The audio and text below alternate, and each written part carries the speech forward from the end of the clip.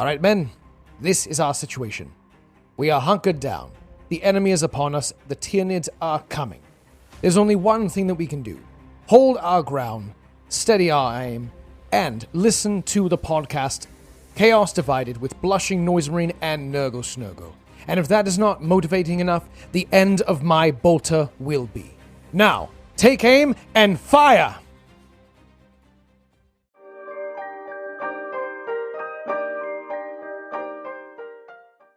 Welcome to Chaos Divided, your weekly dose of Wholesome Hammer. If you're a fan of what we do, we hope you'll subscribe and follow us along. And if you'd like to support us directly, you can find us on patreon.com/Chaos Divided 40K.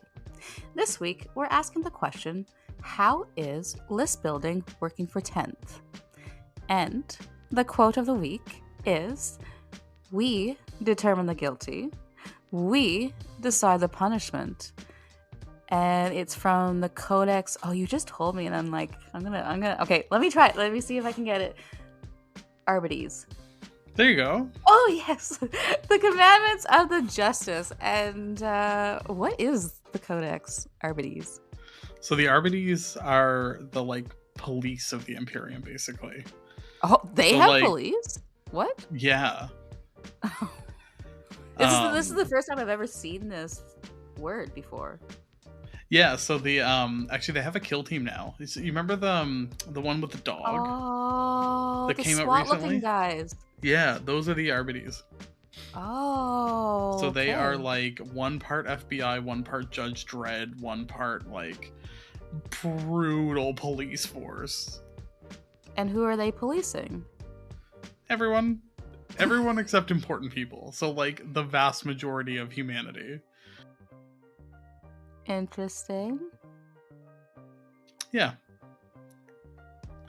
I mean, even from the quote there, we determine the guilty, we decide the punishment. They are, judge, jury, executioner all in one. They are literally, they're modeled after Judge Dredd. If an arbiter finds you in any type of compromising position, that you're probably just dead. Do they do the same to Space Marines? No, Space Marines have they're above the law. They're their own, because they're the Emperor's angels, right? So they don't have the same they're not beholden to Imperial law in the same way. Has there ever been a brave Arbites that try to go against the grain? I don't know off the top of my head. To take on a Space Marine, they just end up pulped. When they talk about I think 40K has maybe changed it a little bit, that people perceive Space Marines as not being as tough as they are, but your average Space Marine can kill dozens of humans without even breaking a sweat. Right, because I keep hearing if the game was really at scale, you'd only need 5 Space Marines on the table. Yeah, the whole the movie Marines is what that list used to be called, and it's 5 regular Space Marines would kill 2,000 points of Tyranids.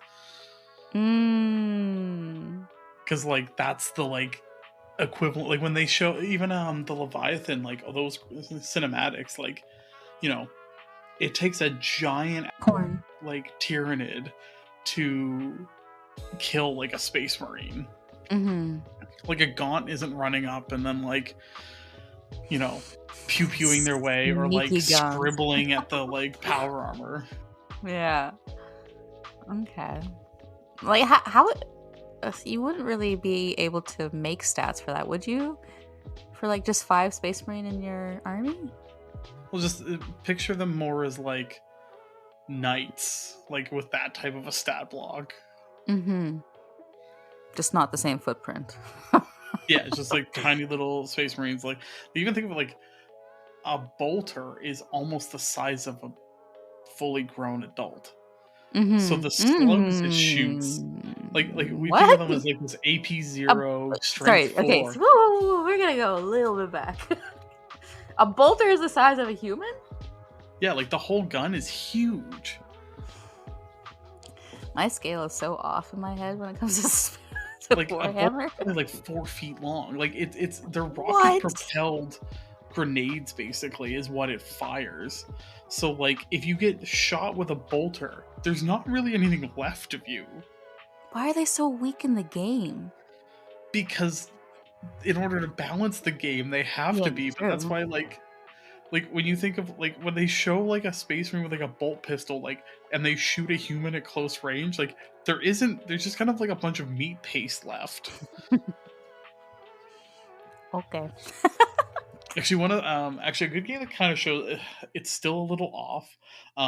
But Rogue Trader, which is a recent 40K like PC game. Actually, I think it's on console too, but it's an RPG. And pretty early on, you fight a Chaos Space Marine with a heavy bolter, and just like the Chaos Space Marine is distracted, so you aren't even like its main focus, and it takes like 6 like quite decked out like humans to like a significant amount of time to kill this guy while he's trying to do other things. And he isn't really paying attention to you. And that's just like one legionary, like just like a generic legionary. Like, you know, your average like guardsman doesn't stand a chance with a las gun. No, they don't stand a chance against a bolt gun. No. Now, what's a I don't want to get too deep in this, but like, what's a heavy bolt gun? Like a heavy bolter? Or a heavy bolter? Yeah. So you know, like Havocs will carry them. Space Marines all have like new stuff now, but Chaos Space Marines and Space Marines used to basically just be like mirror lineups, but there was more Space Marine stuff. But a heavy bolter is basically like the machine gun version. Oh, okay. Of a bolter. So like if a bolter's like, yeah, so it's the like underslung like big rounds. So that's why like it's a little bit more punishing. That's a little bit closer to like what, you know, I think, because right now they're strength 5, AP 1. So that's like a little bit closer to like doing what damage. A bolter would be like in real life, you know. But yeah, to put it into perspective, it would probably be more like a strength 6 -3, like that's what a bolter is. And but if you had Space Marines just running around with that, you'd be like, oh look, a fire warrior dead. Oh look, Eldar dead. Oh look, orcs dead. That'd be awesome for Space Marine players. And you'd have, I don't know, 15 Space Marines in an army, and Games Workshop wouldn't sell any models. So yeah, that's the real honest truth there. It kind of seems like we went on a tangent, but that kind of does tie in with list building because of like war gear and stuff. But we'll get into that later. But yeah, just kind of knowing what different weapons have done. It's what is the word? Well, if you're new to Chaos Novata, you might not know this, but Kaylee doesn't play armies with guns. No. So. It literally says teeth and claws on my list. So. Right. Do I choose between an instrument or a banner? Well, not so much anymore, but I have to go either axe or whip or there's some options on like the bigger demons. Yeah. Which used to cost points and things. So, but I guess it begs the question: do you like list building in 10th? Do you think it's good? It's definitely easier. It's definitely time saving. I appreciate that. Do I like it? I feel a little bit more detached from my army, if that makes sense. In the point of like, I remembering 8th and 9th and really figuring out who I'm gonna take. Okay, I can take up to 30 plague bearers. Oh, 3 of you aren't gonna make the cut because I need to save some points for something else. And then I didn't have too much customization because of like I don't have the war gear, but now I just go like 3 squads of plague bearers, a squad of this, a squad of that, and a greater demon. Not really thinking too much of my army. as a whole. That's fair. I do think, and we'll talk a bit about this later, but like the Force organization chart, I think made you think of your army as like different components, and now it's just kind of like blob. Yeah. Yeah, you just have a blob of points, and you subdivide it however you want. Which I do agree. It's faster. It is easier, and I do think there's a lot of good elements to it. But I also think it forces you, like if you are playing like a Space Marines or Chaos Space Marines, like even Guard, like any army that has a lot of customization options, I think you run the risk of like you have to like min-max your squads and like know how to do that, because the assumption is you're taking everything all the time. And I don't know if I love that. Actually, one thing I really like, Tau especially, Tau used to be like the Wargear army. Like they had so many. I was actually I found my old Tau Codex and I was looking through it, just all the fun little things you used to be able to put on stuff that just from like ninth? No, from 4th. For 4th, okay. Yeah. Oh, you went way back, machine. I 100%. I'm thinking about making a video of going through it actually.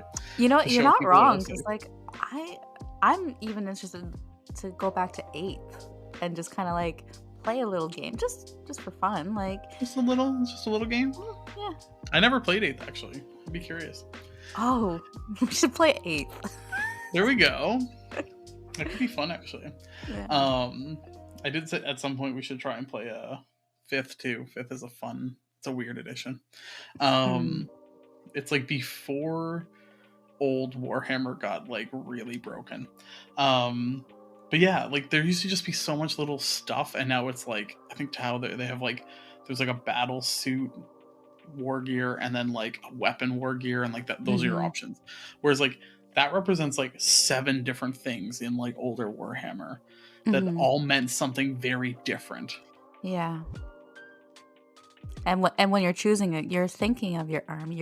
You're creating that story, that narrative, and that vision of what this army is going to look like. Like now, you don't even have to look at your army. You just go blah blah blah blah. And I feel there's a lot of like, because of the nature of things, like there's a lot of things that just kind of flow together. I also don't love like, because everything is just a big blob of points, you don't get that like to the 2,000 points as often. It just, there's something sweet about a 2,000 point arm, and like I do have a few lists that are 2,000 points, but it's like it's trickier to get there. It felt like a jackpot. Like talk about a satisfaction video of like perfect cut slices. You have that dopamine, like, yeah, perfect. Same thing with like when you hit the 2,000 points, you're like, yeah, I did it. You know when you're like cutting up like a 2B ham for like a sandwich or something, and you get those perfect, like you would normally need like a deli slicer for like slices that thin. And you're just like somehow on point, and it's so satisfying because you're like, damn, I like, you know, I'm not a trained chef. It's a little hard for me to do. I would say it's, when it comes to chefs, like one of the most satisfactory feeling is, and it's actually when I was at a restaurant, one of the cooks said it out loud, and it's when you're portioning something and you put it on the scale and it's like to the mark, that feels fantastic. Like when you're cutting up tenderloin, you're like, yeah, 5 ounce, 5 ounce, 5 ounce. Bam. Yeah. No. Yeah. See, and that's like, you know, having that like 2,000 point list just locked in, it's satisfying, and I feel like we've kind of lost that. Now, we talked about it being easier, like list building. You think that was designed to have more people get into Warhammer? I think so. I think 9th got so popular, and like the Force organization chart had been around since the beginning. Like to dump that is like and honestly, by 9th, it was way more flexible than it used to be. Like it literally used to just be like, here are your options. You want more? double middle fingers. Right? Just like James Workshop, just like literally giving you a raspberry was like the back of the codex. Yeah, I remember the 8th. edition, we had the Force, and it was like you could only have your army had to look a certain way to be a fast attack. It had to be a certain formula for just like a full-on force. And I think, yeah, I think there was like, there is some value to that, because now you have like, there's some lists now that are just kind of jank because there's no limits on anything. Yeah. Like I know there's the 3 per like unit, like specific like unit. Right. But 6 battle line. Yeah, just like fine. You can bring some like weird stuff now that like a force organization chart would like kind of avoid. Well, it was like that list that JT was talking about, the Phoenix Lord. How his buddy is making that list. Like that's kind of ridiculous, and like it doesn't make a ton of sense, and it doesn't super work. And even just like how many characters some people put on the field now. Like when you're running up against a list and there's like 9 characters on the field, and you're just like, what? Like, what are you doing? Like, why? Like some of the Eldar lists, especially, there's like 17 Farseers of. I know they're not all Farseers, but they're varying degrees of just like a single elf running around. Yeah. And they're just like bombing around doing nothing, and I'm just like, what? Well, not doing nothing. They're all annoying, but they're just like in the list doing random things, and you're like, what? Like, what are you doing? This is. Buffs, faith dice, CP. Yeah. I'm guessing. But it's just like it's like doing all of the most annoying Eldar things, and it's like if there was a limit on that, of like, hey, you can't take 12 characters, there'd be less of it. And I almost think some of the codex or indexes were written thinking the Force organization chart still existed, because like again, like Eldar have like characters that are just like bananas good. Yeah. Like the one that's just like, oh, you use a strand of fate, you like turn it into a 6 because you're nearby this like one character. Like, why wouldn't you have that? And they kind of had to like give all the characters something. Yeah. But then it's like you got like I don't know, like Chaos Space Marines have some like, there's some decent characters, but they're like, Tau have pretty awful characters. So like, I mean, you can now take a whole bunch of the like battle suits, I guess, but yeah, I don't know. Well, it sounds like you're only allowed to play like a certain type of list when it comes to a certain army. Yeah. Whereas Eldar has like probably like a full grocery store worth of selection, and there's just some people who have to shop at the dollar store. Right. I honestly, you know what, talking about Eldar, I think that's a struggle with Eldar, is like even a bad Eldar list is not bad. Yeah. Whereas like so many factions, it's like, yeah, sure, there's a good list out there that can like function in like a competitive setting. But like if you don't bring that, it's like rough. And yeah, I think part of it is like because it's just this like blob of points, you can push a list so far into that kind of meta land where it's like, oh, if I have this like ridiculous combo go off, then like, because I can have these like so many of these things to trigger something. I don't know. Didn't Eldar hurt you? Yes. Every time I play Eldar, I die on the inside. I've only played them once this edition, and that was my first game. What? Yeah, it was this first game at the GT. It was my only Eldar. I feel like every time I go to a tournament, I play Eldar, no matter what. Well, that's what you get for being at the top table. Yeah, but I just go and lose against them. I'm not talking about that tournament. It's like every tournament. Like, second round, Eldar. Deal with it. And I don't bring the anti-Eldar list for CSM, and yeah, anyways. Yeah, okay. Maybe we'll get into that in the bonus episode this month. But no, I think we can safely say Force Organization chart, like getting rid of it was probably positive, but it just like has repercussions that I don't think were thought through. Yeah. Do you think if they went into 11th, they would bring it back? Like, is it demanded back? No, I don't. Maybe a little more structure. Like, there's no structure right now. Yes, yeah. maybe actually, honestly, I've been going deep into the old world.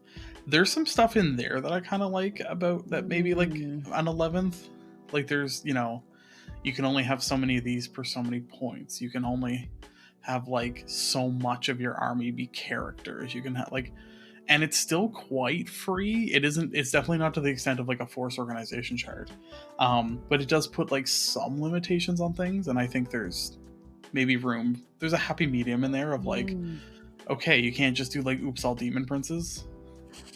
There's no oops in that. Right. Like, okay. You kind of have to bring something that at least vaguely looks like it might have been an army at one point. Which I think, yeah, like even though like when Gardner just like, oh wow, here's 12 tanks, deal with that. You're like, that doesn't actually make any sense, like lore wise, like fluff wise, it doesn't actually like work. Yeah, where's your guardsmen? Right? It's like, oh, I guess this Leman Russ will just single-handedly hold this objective, and like hopefully no one sneaks up on them. Like, yeah. Do you think vehicles should hold objectives?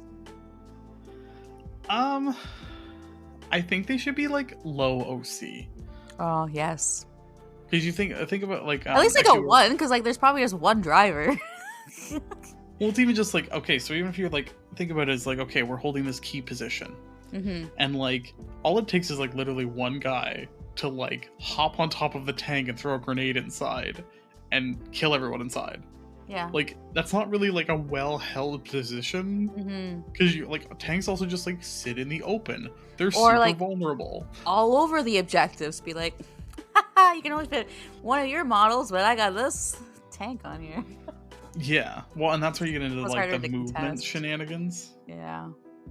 Oh, I did that to somebody recently in a game with a Rhino. I charged some Sisters of Silence that a Custodes player had with a Rhino, got a wicked huge charge, and then was able to position the Rhino ever so slightly on the objective, but like so that you'd have to walk completely around the Rhino in order to get onto the objective, and it's just like, that's one of those like quirks of Warhammer that's just kind of silly. Yeah. And again, that's where like, I don't know, if you have 2 Leman Russes, you can actually just like move block an entire army from getting onto an objective. So if then somebody has 12 of them, that's like, it's the same problem with knights. Like a big knight can make it like impossible for you actually to move around and get onto an objective unless you also move like 14 inches. Great Unclean do the same thing, but you can't have a bucket of them.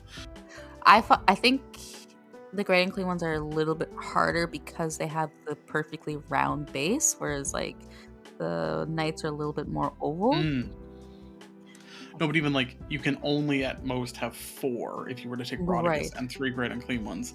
Yeah. If you've got like 12 War Dogs or Armatures running around, like you can do so much move shenanigans with that.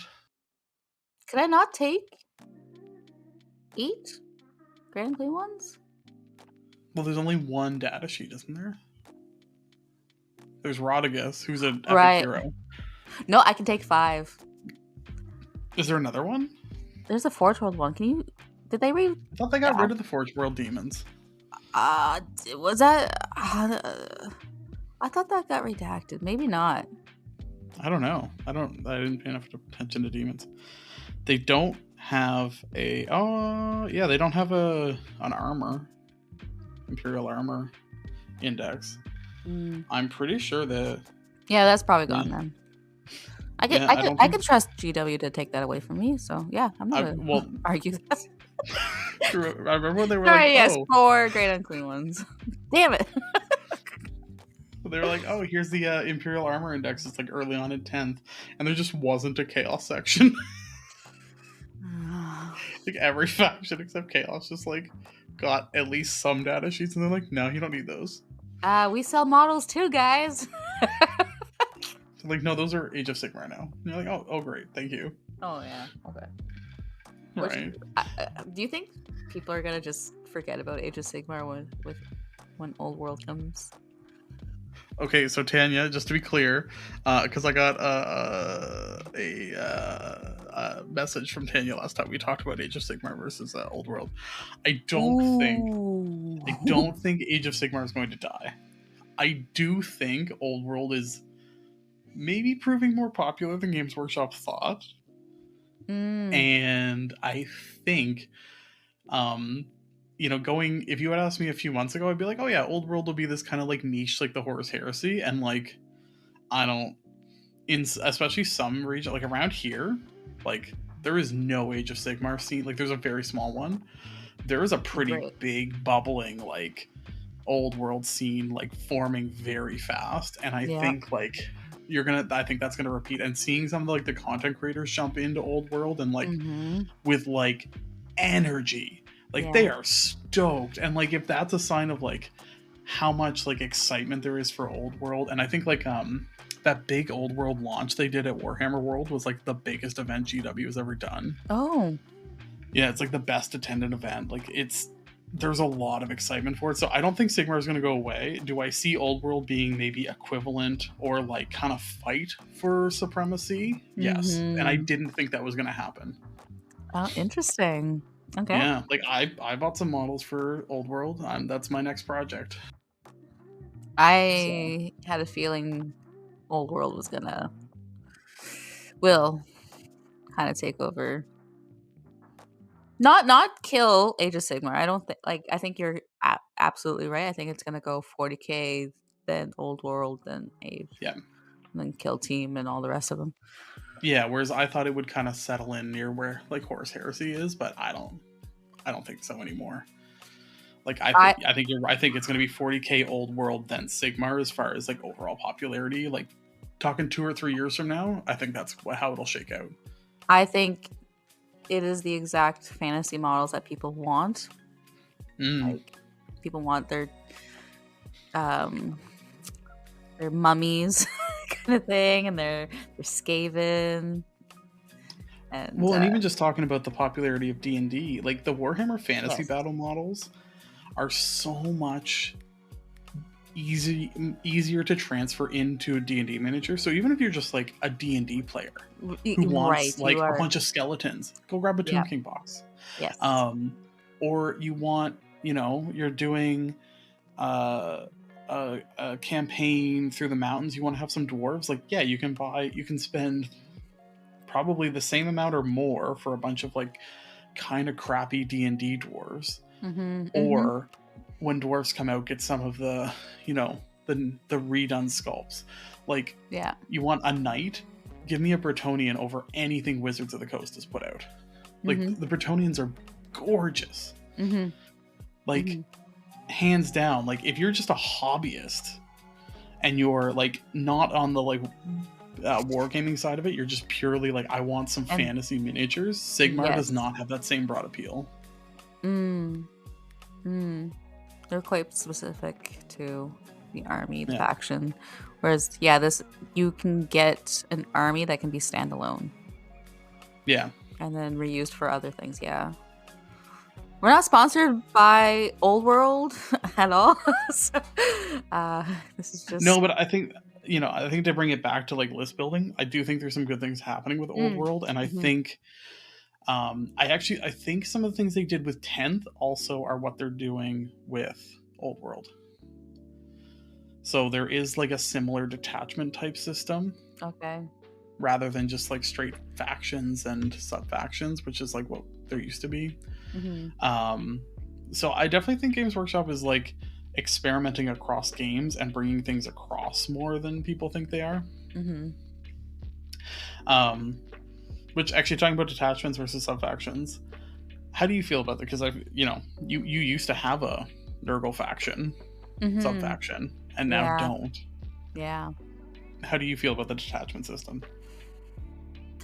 I don't have it for Nurgle, but do I really feel? I don't know. Like, it's so far removed from 8th. Because like when I went into 9th, it just was very heartbreaking for what they did as a faction. So, so I don't have a lot of feelings towards that. What about yourself? Having looked at some of the new codexes as they've come out, I think it hurts you more because of being Chaos Space Marines and then losing your Emperor's Children altogether. Well, yeah. I didn't lose Nurgle demons. True. Yeah, I literally lost an entire playstyle. Exactly, and I don't think detachments can bring them back in the same way. Like, truly, I don't think they can replace, like, because there was ways of, like, the complements between some faction rules and some, like, sub factions also gave, like, you were able to have some flavor without it being consuming. So yeah, I don't know. I feel like the detachment thing is going to end up leading to more codexes and codex supplements and further broken down factions if that's the way they go. Whereas, like, you know, like the Tau Codex from 9th had like not even like defined sub faction. You could like build your own faction rules. So you could, like, if you wanted something like really specific and interesting and different, you could do that. And like custom. Other codexes had similar ideas. Yeah. And like the detachment doesn't allow for that at all. Yeah, they took all the options and then condensed it like as much as they could. Yeah. And I don't know if it quite fits. Yeah, it is too contrasting from what it used to be. Like, I like that it's not as named. So, like, looking at Space Marines, like, if you're an Iron Hands player and you want to go fast for a game, you can without having to be like, oh yeah, no, I'm playing them as White Scars. Like, I like that element. I like that they've like unburdened you from a hobbying perspective. But I don't think there's enough room for flavor. And we kind of touched on it before starting, but we kind of lost like the narrative of the armies from condensing it so much. Yeah, like even like things like in 9th, like if you brought Abaddon, you could bring him with anything, like any Chaos Force, but he like didn't quite fit. You didn't get the faction rules. Like there was like negatives as well as positives, but also he's the War Master. It makes sense that he can go with Chaos. Like if Abaddon wants to show up with a bunch of like Great Unclean Ones and Shalaxi and like completely mess up some like Grey Knights, that totally what was it called? Abaddon's like dog walking, like when you take Abaddon with just a bunch of war dogs. It's like, it's silly, but also like Abaddon does silly things for like inexplicable purposes sometimes, and like sometimes it just kind of works and like whatever. And now like you can't do that because everything's so locked down because you don't have that like faction freedom. Like, I find it weird that, like, so CSM can bring, so you can weirdly have 1,000 points of CSM, 500 points of demons. Right. And honestly, if you take enough knights, you can actually get over 500 points of knights. But, like, if you're knights, you can't bring, like, a few legionaries to hold an objective. If you're demons, you can't, like, be like, oh, let's bring some cultists, because that wouldn't make sense. How about we bring Abaddon with us? Right? You're like, that would only make a little bit of sense here. And yeah, I think because it's like everything's so locked down, it's like the ally system kind of got a little bit like, sometimes it works really well and sometimes it doesn't make any sense. Yeah, you would know, and I don't know if it's been disclosed, but how is Kroot going to work with Tau? So Kroot have always been treated as like part of Tau. Yes. I mean, in older editions, they couldn't use things like marker lights and that. They were like quite restricted. Have you looked at the new models? Yes, of course. What do you think? They're little Ninja Turtle-y. That's fair. I feel like they kind of lost the harshness. Right, yes. And like, I don't know, I'm getting kind of like old dinosaurs TV show, like the... Yeah. So, I get maybe too round, maybe more sharp beak. Yeah, that's fair. Like, Kroot are a species who have to eat sentient species to stay sentient. So, like, that's like a really dark, grim, they got kind of messed up thing that they do. So they got kind of soft. Yeah. I really like the Krootox Riders. I think those got a nice glow up. Yeah, they're more gorilla looking now than like big lizard, which I find a little weird. I love Kroot. I love the idea of them. I actually said to Jared that I would love the Kroot to be their own standalone army, and that you could put like 500 points of Kroot into any army. There used to be some armies that could do that. Yes, so to be like the true mercenaries that they are. Yeah, they're at least getting their own detachment, so there's going to be at least some options for playing like a Kroot army, and it sounds like they're actually getting maybe pushed in that direction of being more of their own faction, which should be nice. Yeah.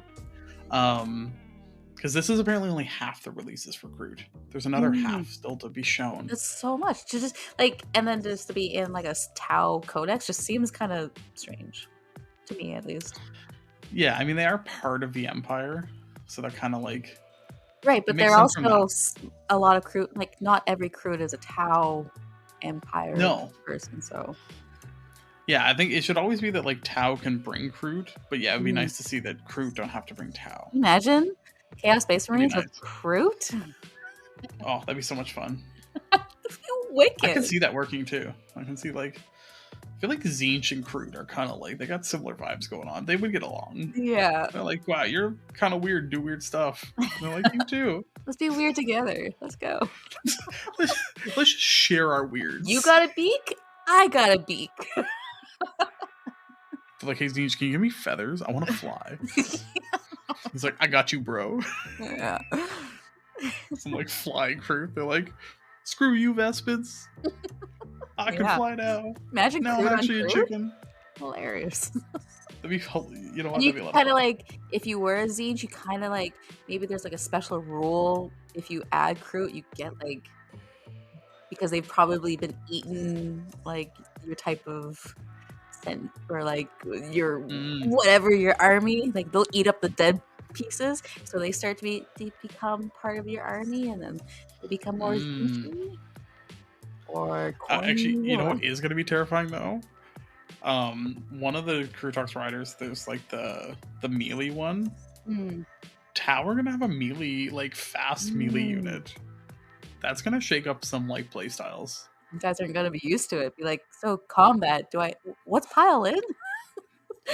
I literally, like, as soon as I found out in 9th that you could make like a melee Tau commander, I was like, this is how I play this game now. I just go around punching things with an Onager Gauntlet. I do not care about any other details beyond that. Yeah, it's so much more fun to be in combat. Right? And then I was like, wow, I like this so much, I'm going to just build an entirely combat-focused army. But yeah. But I would like to see the return of some more flavor. We've kind of been dancing around this. I do want to specifically ask, though, how do you feel about having to use like the enhancements for points versus relics for CP? Which do you like more? That's a really good question. Let me think of. How about you share your thoughts, and let me think about it. I actually like the points for enhancements. Okay. I think war gear in any way, shape, or form, which is what enhancements are, they are a form of war gear, should always be balanced on points. Okay. You know what? I'm gonna copy your answer. You're right. Like a CP, like one CP, the value of one CP is a lot. Well, this is what, like, in 9th, I used to take very few relics, no extra detachments and things, because I had good stratagems. So I would just, like, I'd walk into turn 1 with 4 or 5 CP. Because I just wanted to, like, you know, and that was with Arcs of Omen. You know, so I'd be like, I would maybe use 1 or 2 CP for a relic, whereas then you'd have armies that, like, were blowing all 5 or 6 going in. So then, like, they're starting off very powerful turn 1 because they've got a bunch of just, like, stuff stacked onto their like characters and things. And yeah, whereas like the enhancements tend to be not as strong as relics. Yeah. Like the Black Rune of Damnation, which made an entire unit -1 to wound, was bananas. The entire army, yeah. Like, you could put them on like a 10 block of Terminators. Actually, I did it a few times. I put them on 9 Chaos Bikers with a Black Rune of Damnation. So you have a bunch of tough 5 bikers with -1 to wound when like strength 8 was basically the strongest anyone had. Yeah. So you're like, oh, your plasma guns wound me on what would that be? On 4s? And then you just stretch yourself so that if you need to go anywhere, you're like, I'm a snake. Literally, I actually my theory with that squad had been it would just hunt down transports Yeah. and blow them up and be so big that you couldn't actually place the like units inside outside. So it would just Yeah. go around like hunting or like what else would it do? You could just, because it was only like 300 points, you could also get it to just like clog like up, so like a knight. It would take forever for a knight, especially with the -1 to wound, to actually kill them all. Mm-hmm. And then you would just spend like 3 turns just being like, LOL, I hit you with chainswords. Oh, I don't wound you, don't care. Like we're stuck in here together. It was the Plague Bearer approach to bicycles, basically. Yeah, like a hand just like choking out whatever it Right. needed to. But yeah. So no, I do think points are better. So we've been talking a little bit about maybe the ups, the downs of list building. Mm-hmm. What would you do to make it better? What would I do to make it better? You're sitting on James Workshop's lap beside the Ooh. fireplace. Ooh. Well, no, he's asking for your Warhammer wish. He's trying to set it. Can I get off his lap? Why you gotta take it that direction? It was supposed to be like a nice thing. It was supposed to be like oh, James is giving me my Warhammer wish. I have my own chair. Sure. Awesome. Okay, I'm in the chair. I'm looking at James. Hey, James, how's it going? Oh, I can have whatever I want. I have one wish. I want. I want more. See, the moment I say something, or say something, it will never happen. It will never happen. 1 or 2. It's just like that slippery slope where then we start getting into 9. But I miss like the flavor and the fluff of armies, and having them just be cool. Are they cool right now? Like, are things cool right now? I'm not really. Like, no. Nurgle demons used to be silly, and you'd read the rule and be like, "Yep, that's the rule," and it's so silly, and I miss silly. Actually, you know what? I'm gonna have to restrain myself from bringing up the old world too much, but I found out Warriors to Chaos, the Mark of Nurgle makes it so that if your opponent shoots them, they can roll 6s to hit. They have to then re-roll them. Yes, what was this for again? What did you just say? For Warriors of Chaos from Old World. And that feels like such a Nurgle resiliency. I'm like, that's so flavorful and fun. It's just exactly. Like, oh, you thought you hurt me? Actually, no, reroll that 6. Like, I'm not going to a game to play the 2s and 2s rerolls. That's not a game to me. You don't want to play Knights or Custodes? No. And I don't really, like, I don't even know if they want to, because are they even playing right now? Eldar. I mean, you could play Eldar and just play 1s and 1s, so. Yeah. Like, we talk about dice telling stories. 2s rerolling 1s doesn't really tell the depth of that story. And doing something as silly as that, like changing the 6s or rerolling 6s, yeah, I'm all for it. You know, 100%. I want the fun, I want the flavor, I want the silly, and I definitely think the problem I have with 10th is I think some armies still have it, and some armies like lost it completely. Yeah. Like orcs still largely feel kind of orky, whereas like Thousand Suns are not Thousand Suns right now. Grey Knights are not Grey Knights. Demons are not demons. Do you think that's because of the absence of Psychic? But at the same time, I feel like Eldar kept all their Psychic. True.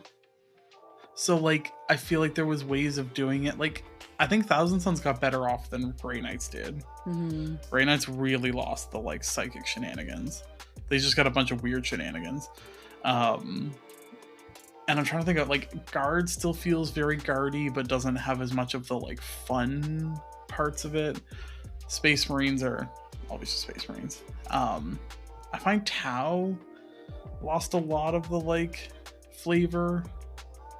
So just like, but at the same time, like I think Votann didn't. Like Votann got to keep theirs. It didn't work great at first. It took them a while to figure it out.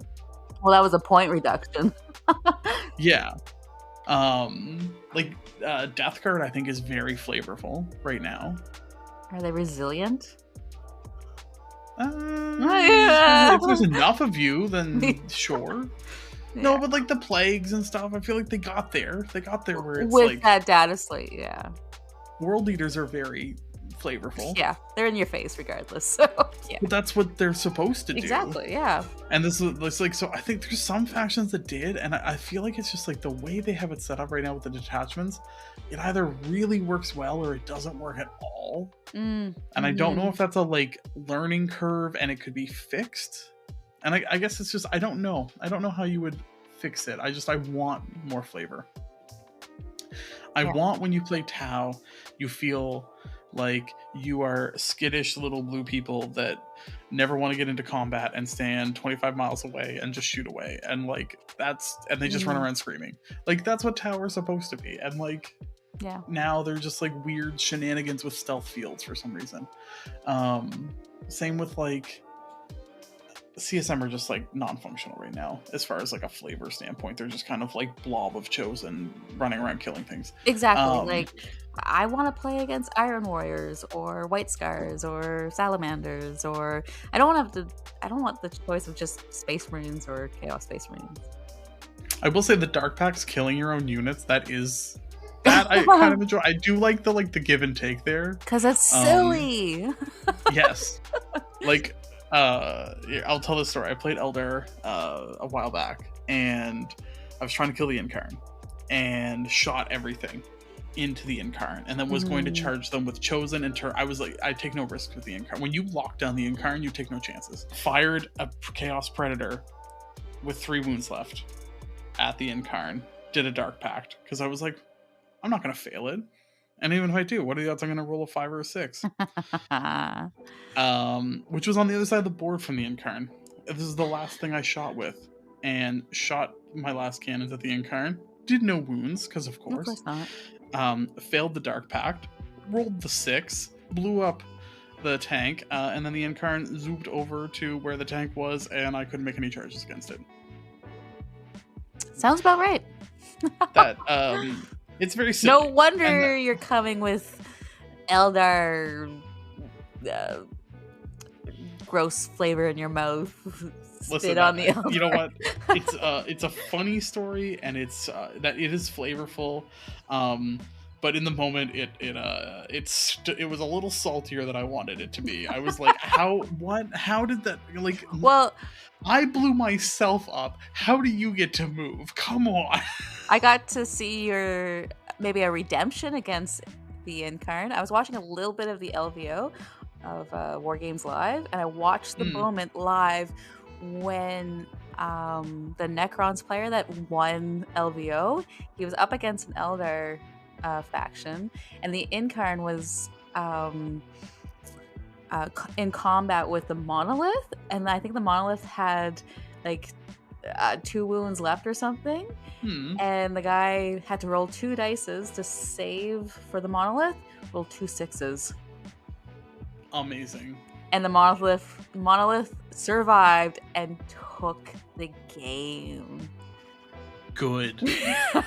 Screw the Incarn. I love that story. I was watching it live, and we're just like, oh my, like, game changer. That was LVO changer, essentially. Like, that won him the LVO, and people in the chat were like calling it Chadalith or like Chadalith. Yeah. Actually, you know, my 2 favorite parts of the story are the Incarn being useless. But also a monolith being in a I love monoliths. Monoliths are the best. Yeah. Monoliths are like Yes. one of the cool. I actually I have a 4th edition Necron codex because I was going to build Necrons purely because I wanted a bunch of monoliths. Mm-hmm. I think they were just like so cool. Especially the old ones. I don't like the new ones as much. But that story is amazing because of the monolith. Yeah. Oh, so good. I do feel redeemed. What were we talking about? I don't know. Screw the Incarn. That's the moral of the story. Is that what the episode's about? Screw the Incarn? Should be. Should that be the title? Or should we just change the quote? Screw the Incarn. We decided the punishment. The punishment is no more Incarn. Give me your tears, all our players. Sorry, Phil. I know it's you listening. And Lawrence. And JT. There's a lot of other players. I'm sorry. No, you know what? Not for the Incarn. I'm not so. The Avatar of Cain, also ridiculous. Doesn't bother me as much. The Incarn, stupid. Yeah. Just like, no. It can do too many stupid things. It's too much. It's not silly anymore. It's stupid. What can take down an Incarn? I don't know. Luck? Oh, okay. Dice? Right? Like, I don't know. Like, it's... Because you can pretty easily stack the -1 to wound on it. It's still tough 10. It's half damage. Mm-hmm. It's got a 4-up invuln. Okay, so Incarn versus Satan. Go. Yeah, but the Incarn can just zoop wherever, because that's the other part of it, is like, you know, it also just shuts down you doing other things. So if you're like, oh, I'm going to charge the Incarn to kill the Incarn, I guess I have to skip my shooting phase in case I accidentally kill a unit. Mm-hmm. And, like, lose the charge. Like, the Satan can't do that. So it's, like, hard to even... Like, yeah, the Satan is tougher, but it doesn't cause nearly as much just raw havoc. On the board. And yeah. it can also pick up and come back down. Yeah. But only once. Like a normal unit. Yes! Because normal units can do that. You could do that with, like... That should be... Shifty eyes snargle over there. That should have been our thing. Now everyone's just gonna have it. Necron's got it.